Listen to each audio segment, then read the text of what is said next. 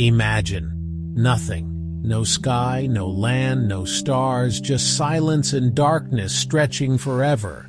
But then, something incredible happens. In the beginning, God created the heavens and the earth. That's how it all starts. A single moment, a single word, and the story of everything begins. First, God said, "Let there be light," and suddenly, light pierced the darkness. Day and night were born. Then God shaped the sky, the oceans, and the land. The waters gathered and dry ground appeared. Mountains rose, valleys stretched out, rivers began to flow.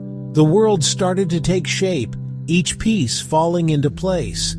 Next came the greenery. Grass unfurled, flowers bloomed, trees reached for the sky. Every plant, every leaf, every seed, it all had a purpose. God placed the sun to rule the day, the moon to light the night, and countless stars sprinkled across the sky. Then came the creatures. Fish swam through the oceans, birds filled the skies, and animals roamed the land. Each one unique, each one alive in a world teeming with color and motion. And finally, humans. God made people in His own image, with the ability to think, to feel, to love. He placed them in this beautiful living world, giving them purpose and a place to belong.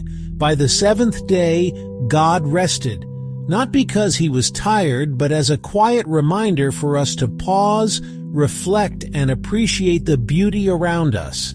So next time you see a sunrise, hear the wind in the trees, or look up at the night sky, remember that all of this began with a word, a vision, and an incredible act of love. Thanks for watching.